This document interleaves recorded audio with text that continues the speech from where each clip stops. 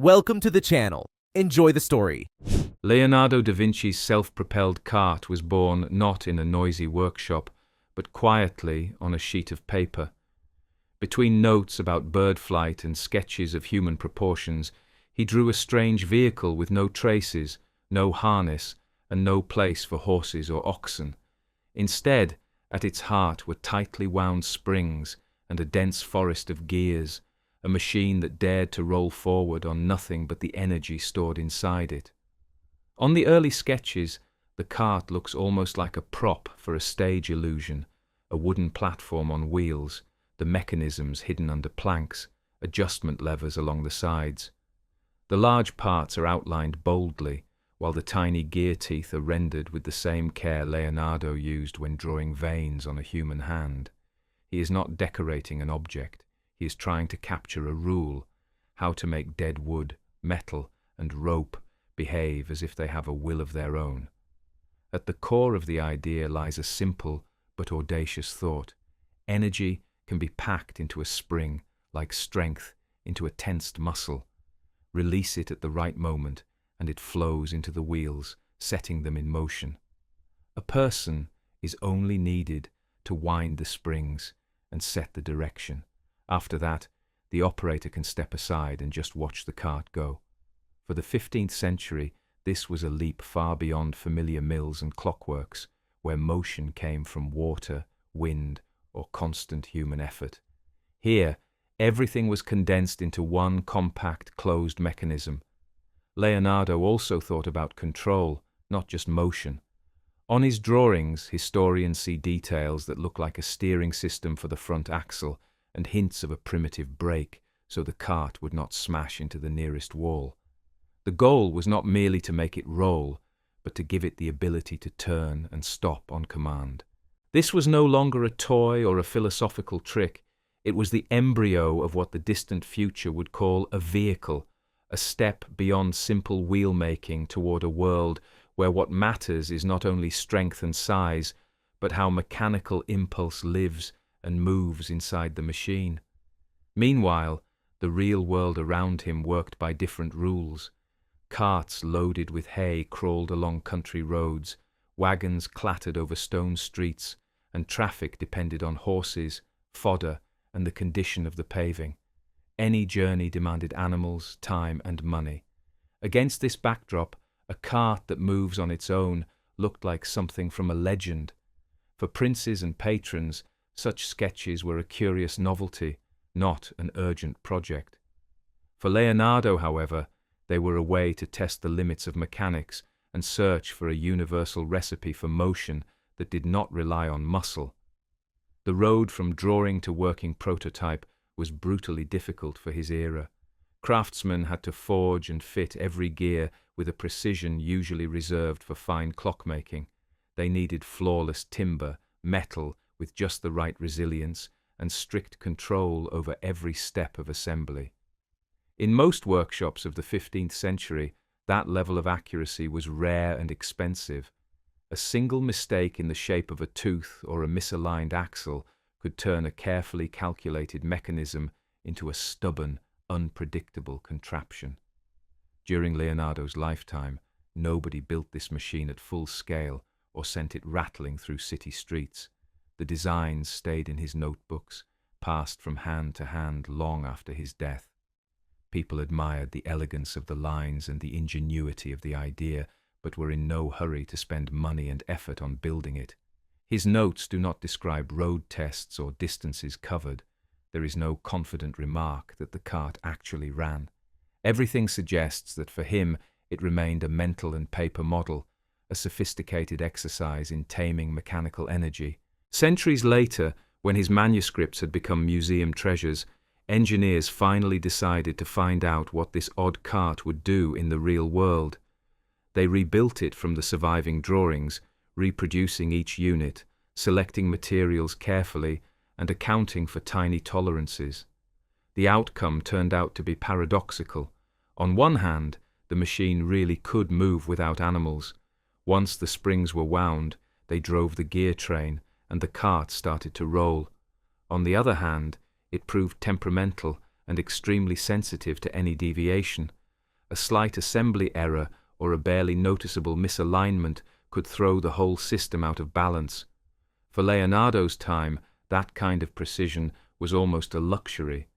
The cart would have become a voracious project, devouring the best metal, the most patient craftsmen, and endless testing.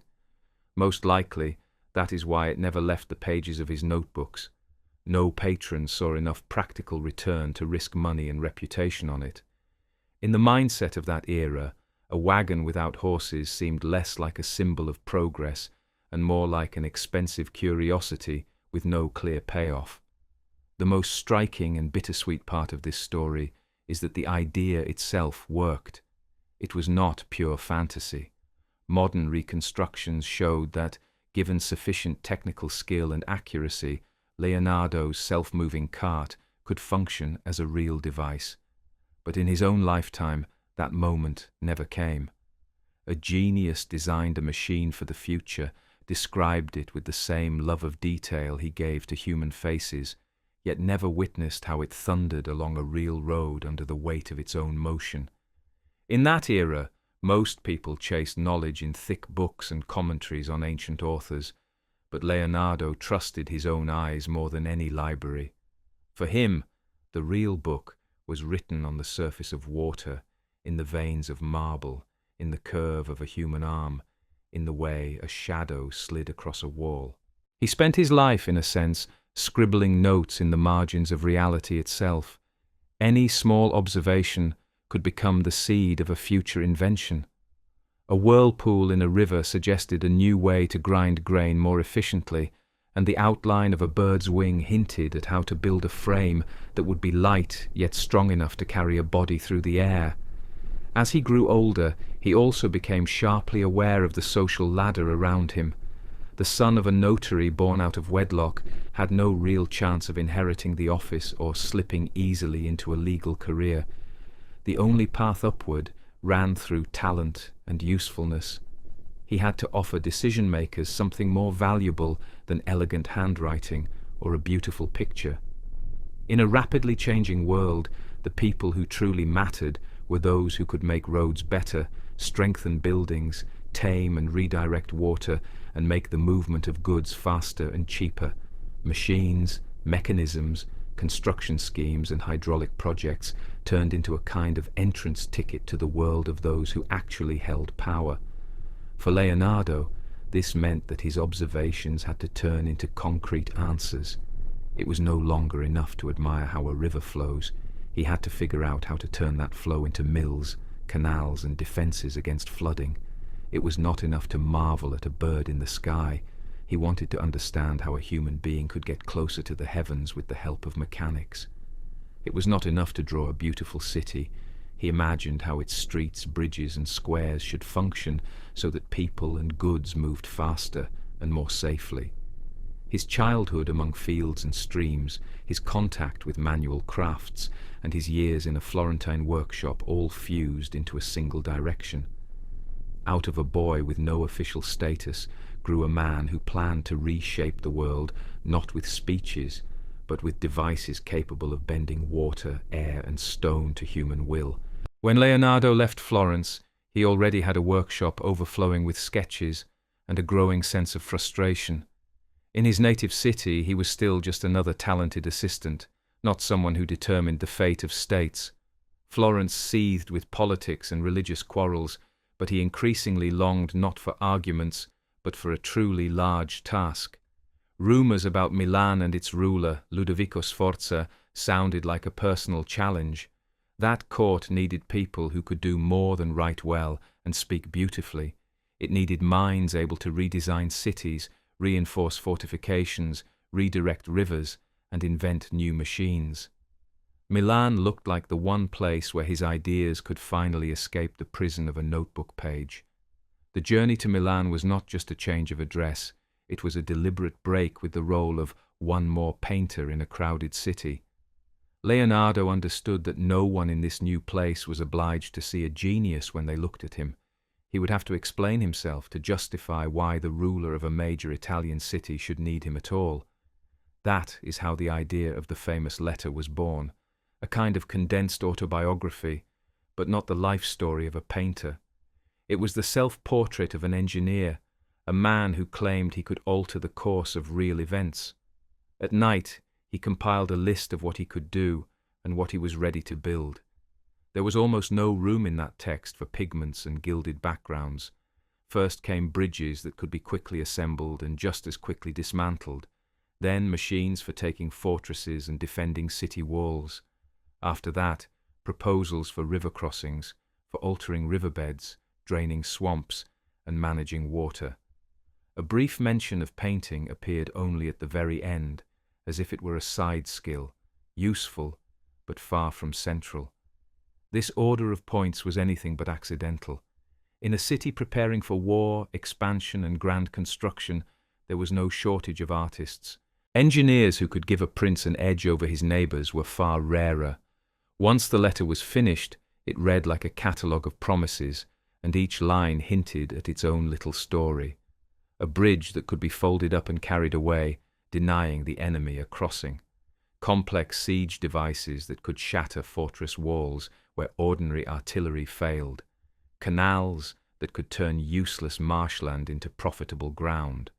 Fortifications designed to withstand a long siege and fitted with devices that made life easier for the defenders. None of this was empty theorizing. Behind each point lay years of watching, measuring, and sketching. But on paper, it all turned into compressed formulas: what he knew, what he was ready to build, which specific problems he could solve. Ludovico Sforza received this letter from a man whose name in Milan meant almost nothing, yet what he saw was not a plea for mercy, but a cool, confident list of services. The tone radiated boldness. Not many would dare to state that they could rebuild a city's defences, redraw the map of its surrounding lands, and invent new ways to use water as a weapon and a tool. That voice caught his attention. The author was not begging for work with a brush. He was effectively offering the prince a new instrument of power, a mind that could make his rule more secure. A decision in Milan came quickly, but it was not about hiring another decorator for church walls. Leonardo was brought in as a strategic asset, a man expected to shore up defences and reshape the city's physical backbone. He stepped into a world of collapsing ramparts, unpredictable rivers, and building sites where a wrong calculation could mean not a spoiled picture, but dead soldiers and wasted treasure. Before long, he was spending his days on riverbanks where the current chewed at the masonry, and on foundations where the angle of a trench or the thickness of a wall could decide whether a structure would stand or fracture. He paced out distances, charted slopes, and watched floodwaters to see where they turned vicious and where they gentled enough for bridges or crossings. His notebook swelled with plans for sluices, redesigned bastions, cranes, and lifting gear, as if the boy who once studied a village ditch had been handed an entire city as his laboratory. The stakes, however, had grown merciless. A single misjudged line on paper could translate into a fallen wall or a drowned district. Yet the draftsman of war and stone never fully replaced the observer of faces. When there was a pause between inspections and calculations, Leonardo still turned back to people, the tilt of a head, a pair of hands, an expression caught mid-movement. In the eyes of those in power, though, his primary identity had shifted. Contracts and official records described him first as an expert in fortifications and machines. The painter was still there, but now he stood slightly behind, like a second figure in a double portrait, waiting for his moment to step into the foreground. This duality was deliberate, not accidental. Leonardo clearly saw that in Renaissance Italy, a painting could add glory to a palace, but a machine could decide whether that palace would survive the next siege. A single panel might immortalize a prince. A newly cut canal could change the fortune of an entire region. A bridge could reroute trade. A stronghold could save an army. In writing to Ludovico Sforza, he effectively tested a hypothesis. What happens if a man of images introduces himself not as an artist offering beauty, but as an engineer offering leverage, control, and advantage. Milan's answer showed that his bet was right. He was not absorbed into polite circles of writers and thinkers. Instead, he was admitted into the tight inner ring of people trusted with maps, plans, and the physical future of the state. That letter marked a change of scale for him. He moved from the realm of workshops and commissioned images into a domain where his ideas were measured in stone blocks laid, channels dug, and years of stability gained or lost. As he settled into this new role, the very character of his notebooks began to shift.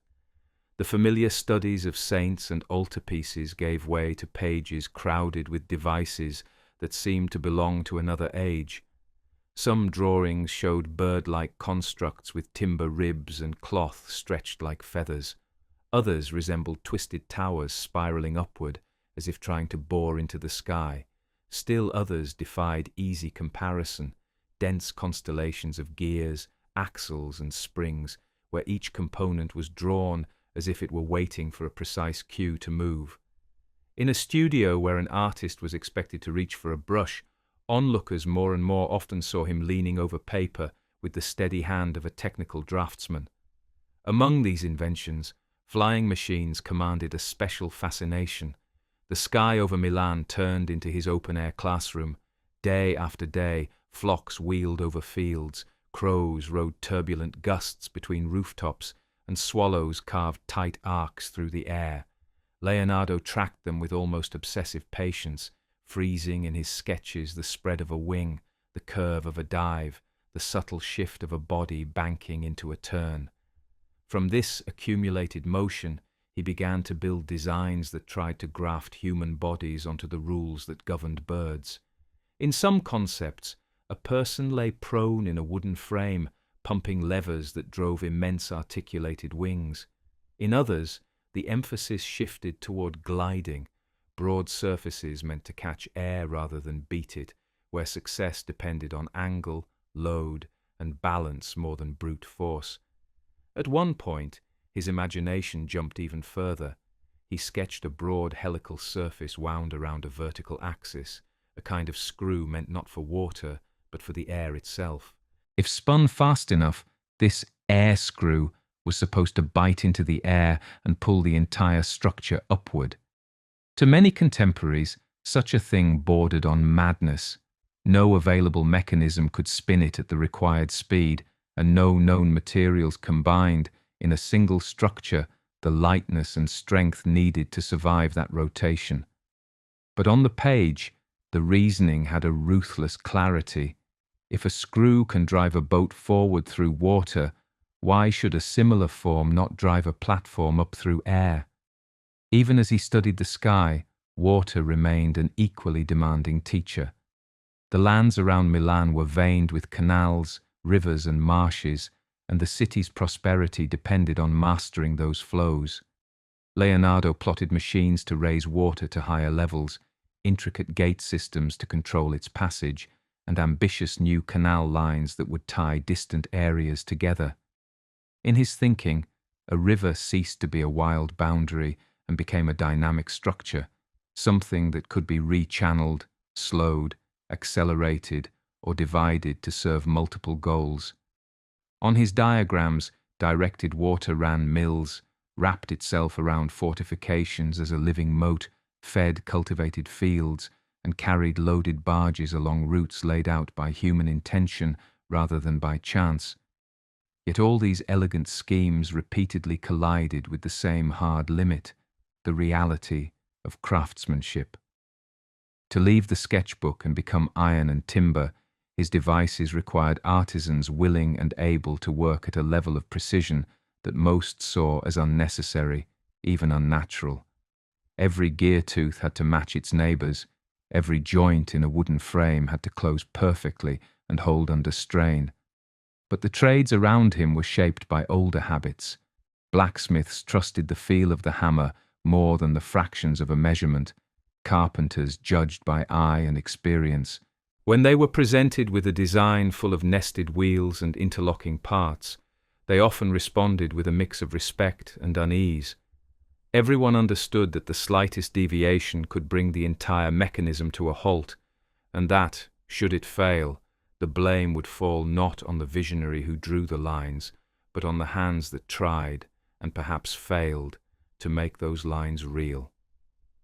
Leonardo's imagination kept pushing past what workshops of his time could realistically build. Increasingly bold mechanisms appeared in his notebooks, many of which struggled to exist even as rough prototypes. He designed multi-stage gear trains that could turn a slow, steady motion into a sudden burst of speed, or soften a powerful force into something delicately controlled. There were gearboxes meant to fine-tune effort, devices that could move almost without human input, stage machines that shifted scenery on their own, clocks that acted out miniature performances rather than just advancing hands, and self-moving carts packed with hidden springs and gears. Patrons enjoyed looking at these drawings. They had what courts always loved: spectacle and novelty. The designs were perfect for impressing guests and intimidating rivals. But when discussions reached the level of budgets and logistics, enthusiasm cooled quickly. Any one of these machines would have been extremely expensive, demanding the best materials, the most skilled craftsmen, and a long construction period. Above all, no one could offer a firm guarantee that the final result would not break down during trials or prove awkward and impractical in daily use. In that sense, Leonardo seemed to step further and further ahead of his own century. His notebooks functioned as a private laboratory where one invention grew out of the failure of another. An idea that did not quite work was not discarded. It became a stepping stone. If flapping wings turned out too heavy and complex, he moved toward gliding machines. If a canal project implied too much disruption of the landscape, he sketched alternative sluices and lifting devices. For him, each new line on paper was a move toward the future. For most people around him, it already lay beyond the horizon of their immediate needs. Over time, a gap opened between his working life and the world inside his pages. In the real city, he still took on commissions, painted walls, and produced practical designs. On paper, however, a different universe unfolded. There, humans learned to fly. Water flowed exactly where it was told to go. Machines wound themselves up and started moving forward without a hand on them. That parallel reality was more disciplined and obedient than the messy, resistant world of stone, mud, and politics. Perhaps that is why so many of his most daring concepts remained confined to drawings and notes. From this tension grew a paradox that still shapes his reputation. On the one hand, his contemporaries knew him as a master whose drawings were astonishing. People spoke of miraculous machines, unbelievable bridges, new ways to command water and air. On the other hand, most of those marvels never took physical form.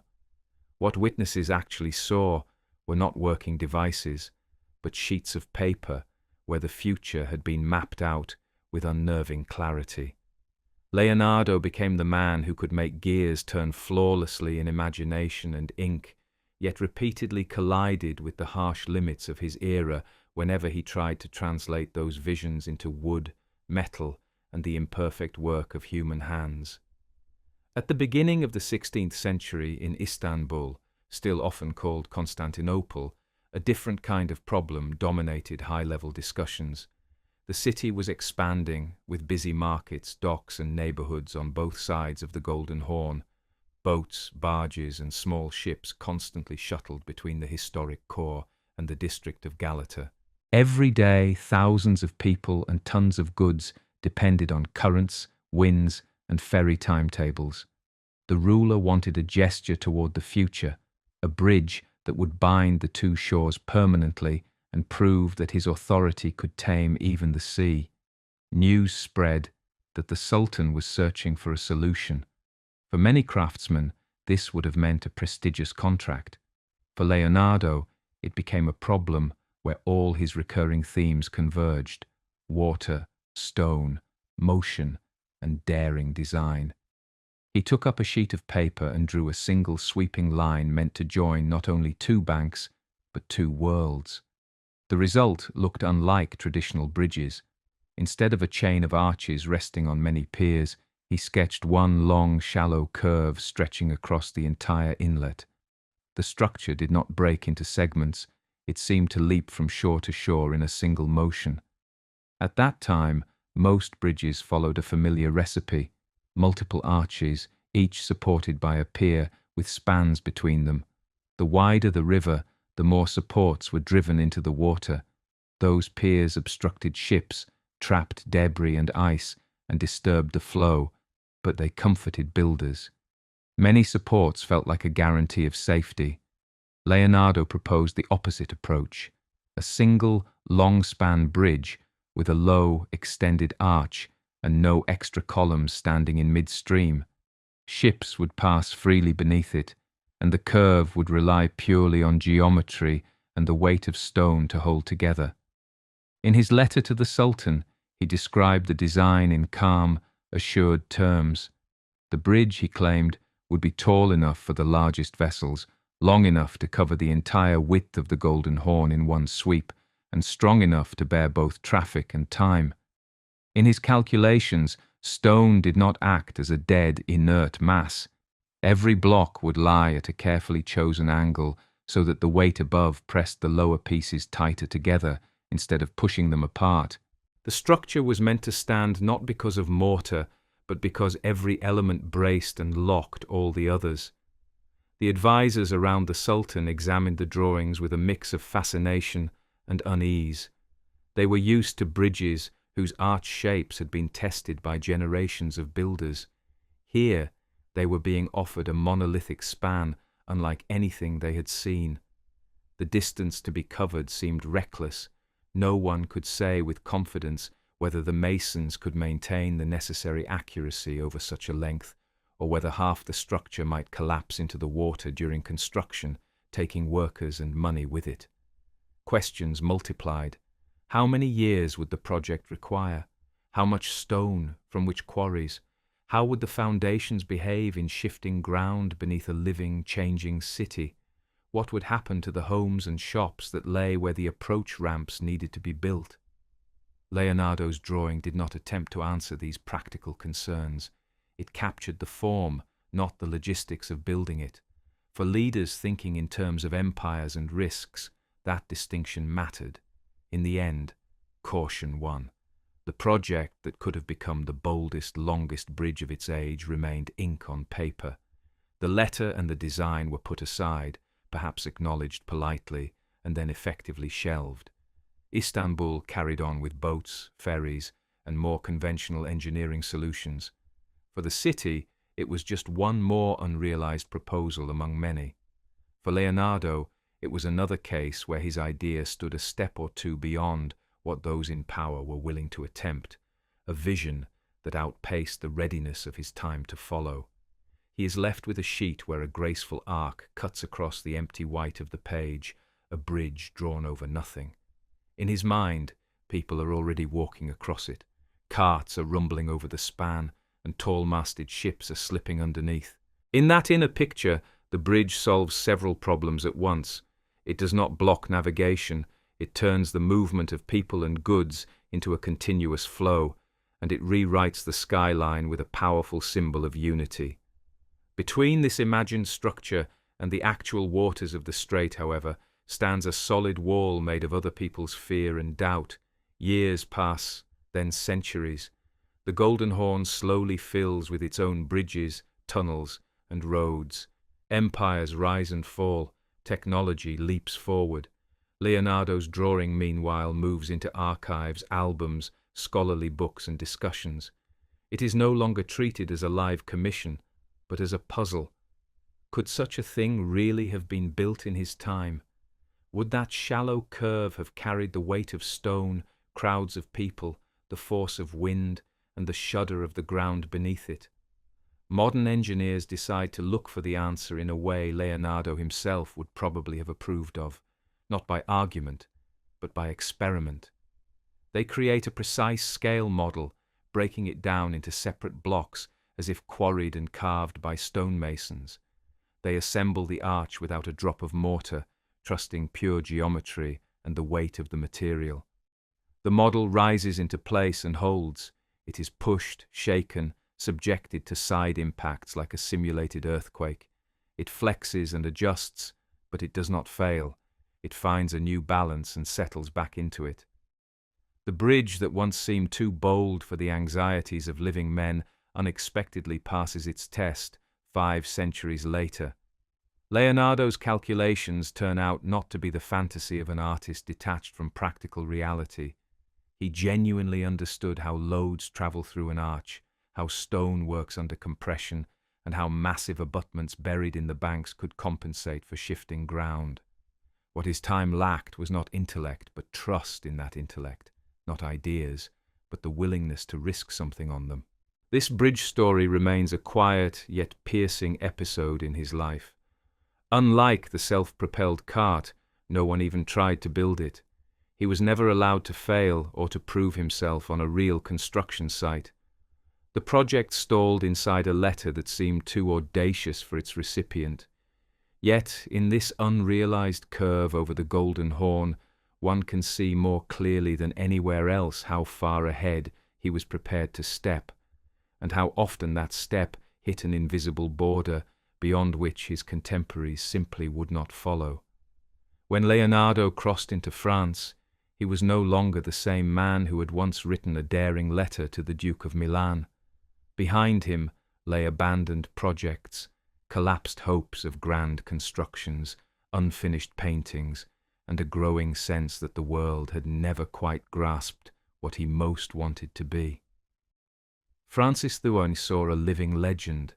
For the king, Leonardo was an ornament for the court, a name that already sounded mythic. For Leonardo himself, France became a pause, a breathing space.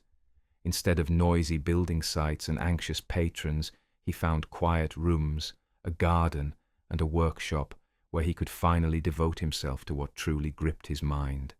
His French years looked less like a triumphal parade and more like an extended laboratory shift. Day after day he opened the same notebooks, adding fresh pages to familiar bundles. Large sections were filled with anatomical studies. The bodies on these pages were not abstract diagrams, they were precisely dismantled mechanisms of bone, muscle, tendon, and vessel. He was still drawn not just to outward shapes, but to underlying principles, how a hand moves when a particular muscle contracts, how the rib cage changes form during a breath, why blood follows certain paths through the body and not others. Beside these bodies lived other worlds. He drew river vortices, spiraling currents, the way water breaks and folds when it hits an obstacle. He tried to catch the patterns of air as well, tracing imagined lines of wind, as if fixing invisible streams in the sky. He wanted to understand why water twists into a whirlpool, how waves are born, why one bank of a river is eaten away while sand builds up on the opposite side. To some observers, these investigations looked like the harmless curiosity of an aging man with too much time. In reality, they were a continuation of his old effort to bend the elements toward human purposes. The difference was that no one now stood at his shoulder demanding an urgent bridge or canal. For the first time, he could afford the luxury of thinking slowly. The theme of flight never let him go. He returned to his notes on birds, revisiting familiar movements with new precision. He refined angles of wing tilt, the posture of a body in a glide, the shape of the tail that steers a turn. New sketches appeared in which there was less fantasy and more physics. He was increasingly interested not in how to imitate flapping wings, but in which forces act on a body in the air, where the boundary lies between falling, gliding, and true sustained lift. The irony was that almost none of this work escaped the room where he drew it. His notebooks remained a private territory, not shared knowledge. To turn them into books, someone would have had to select and organize the material, impose structure, negotiate with copyists and patrons, and excite potential sponsors. Leonardo did not take that path. Instead, he kept writing as if addressing a future version of himself, line after line, thought after thought. From time to time, Young men came hoping to learn from him. They saw an old man surrounded by sheets of paper and tried to extract secrets of the craft. Even when he did offer advice, the deepest layer of knowledge remained between the pages. To truly follow what he was doing, a student would have needed not just to copy the drawings, but to inhabit their logic, to see why a particular arrow curls a certain way near a sketch of a vortex, or why one muscle is drawn thicker than its neighbors. That required years, and Leonardo no longer had the lifetime it would take to walk alongside someone who might continue his work. His status as an honored court figure gave him comfort and safety, but it also removed the constant pressure that had once pushed him into risk. In the French chateau, what was expected of him was presence, occasional designs for festivities and decorations, and counsel on matters that interested the king. No one demanded radical new machines, bridges, or waterworks. He could still propose ideas, but their political and military weight was now small. The authorities had other engineers to handle the more immediate earthly tasks. Gradually, this created another quiet thread of tragedy in his story. The thousands of pages filled with unique observations, calculations, hypotheses, and diagrams never turned into textbooks. In an age when treatises on architecture and warfare were copied, debated, and passed from city to city, Leonardo's notebooks sat in chests and cupboards. They were too personal, too fragmentary, and too demanding for most readers. There were no neat chapters and polished conclusions, only a living mind caught in motion. At some point it becomes clear that a barrier has risen between him and the world, made not just of misunderstanding, but of time itself. He lived long enough to witness the admiration his paintings provoked, yet almost none of what he considered his true contribution to science and technology took effect while he was alive. No physician used his anatomical drawings as a standard reference. No engineer consulted his notes on flowing water before designing a dam. No builder of wings cross-checked their designs against his reflections on flight. In this late solitude, respected, yet cut off from real engineering practice, Leonardo's life seems to fold back on itself. On paper, his thought keeps moving forward. Outside, the world follows its own path, largely indifferent to those densely written pages. Notebooks that could have served as maps for future generations of engineers remained, instead, the intimate diary of a man who saw too far ahead, reaching insights that formal science would only begin to approach many centuries later. After Leonardo's death, the story the world told about him narrowed quickly.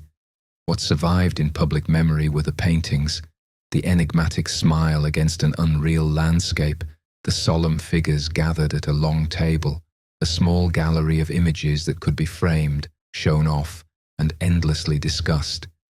His notebooks did not lend themselves to that kind of admiration.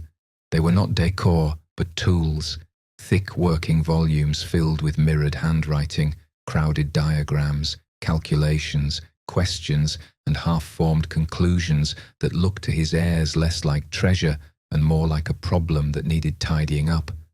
Those pages were broken apart and scattered. Separate bundles of notes were divided, shuffled, sold, inherited, and moved from one city to another. Some ended up in private cabinets, others in institutional collections. Almost nobody treated them as different parts of a single, coherent project. They were curiosities from a famous man, hovering somewhere between relic and paperwork, sometimes shelved next to rare books, sometimes abandoned among papers no one touched for years. Entire codices slipped out of sight for generations, only to reappear later under new labels and in unfamiliar places. While his manuscripts drifted through Europe, science and engineering developed along separate tracks. Bridges were built, machines improved, bodies dissected, celestial mechanics explored, often without any awareness that many of the same problems had once been mapped out by a Florentine draftsman centuries earlier. Here and there, snippets of his notes filtered into other authors' work, but no one saw the whole pattern. For most people, Leonardo remained fundamentally the painter whose canvases had turned into cultural myths. Only in the 19th century did his papers start to be treated as something more than odd memorabilia. Historians of art, science, and technology began patiently reuniting scattered codices, comparing scripts, dates, and themes. Behind the familiar legend of the artist, they uncovered a researcher who had spent decades systematically interrogating water flow, air currents, motion, anatomy, friction, and structural strength. Thousands of pages, originally written as private working material, suddenly read like a window into an experimental mindset at the very heart of the Renaissance. Soon, engineers and skilled makers stepped into the conversation. Their question was blunt: which of these devices could actually work? Workshops and museums began building physical versions of designs that had existed only in ink: self-driving carts, helical air screws, gear trains, hoists, bridge structures. Some of these reconstructions ran convincingly, showing that the underlying ideas were technically sound. Others stalled, broke, or required an absurd level of precision and material quality, exposing how far many of his concepts pushed beyond the capabilities of his age. From this emerged an uncomfortable truth: a large fraction of Leonardo's inventions simply outstripped the materials and manufacturing techniques available to him. There were no lightweight, high-strength alloys, no precision lathes or milling machines, no robust mathematical tools for stress analysis. His machines presupposed a production culture that would not exist until much later. What his contemporaries dismissed as impractical fantasies, later generations recognized as signposts, sketches that pointed toward parachutes, helicopters, automobiles, modern bridge design, and even early ideas reminiscent of robotics. As interest grew, an entire ecosystem of exhibitions and reconstructions formed around his name. Across different countries, visitors could turn cranks, pull levers, and watch simplified versions of his machines come to life. These models made one point clear: the notebooks were not a quaint side note to the paintings, but a record of a distinct way of thinking like an engineer. That way of thinking rested on relentless observation, daring conjecture, and a constant effort to encode natural behavior in mechanical form, a language of design that hardly anyone could read during his lifetime, but that later centuries gradually learned to understand. Out of this process, the now familiar label, "a genius ahead of his time," emerged. For the working Leonardo, who wanted funded projects and functioning constructions, such a description would have sounded hollow. Yet for those looking back, it fits. In his own day, he lost most of the concrete battles. He failed to secure many commissions, saw ambitious proposals shelved or ignored, and rarely watched his more radical machines cross from drawing into durable matter. Those setbacks, however, became the very reason later generations found his legacy so compelling. Seeing his life from this distance reveals a sharp tension. On one side is a man who keeps discovering that the world around him is not ready to follow. On the other is the fact that this delay preserved his work. When the notebooks were opened centuries later, they did not read like closed case files, but like an ongoing dialogue with the present. Readers did not discover ready-made plug-in instructions. They encountered a style of reasoning, iterative, experimental, analytic, that had by then become the norm in modern engineering. He left behind no formal school, no polished treatise on mechanics or anatomy. Instead, he left a sprawling, sometimes inconsistent, but intensely alive archive.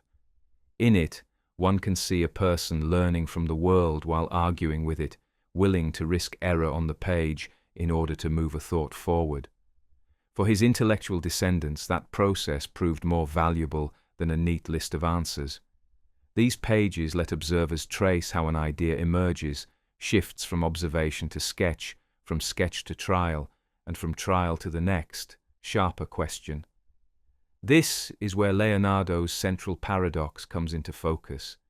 He rarely experienced the public success of his machines and technical schemes, yet he altered the future by offering a new pattern for how to think about nature and technology.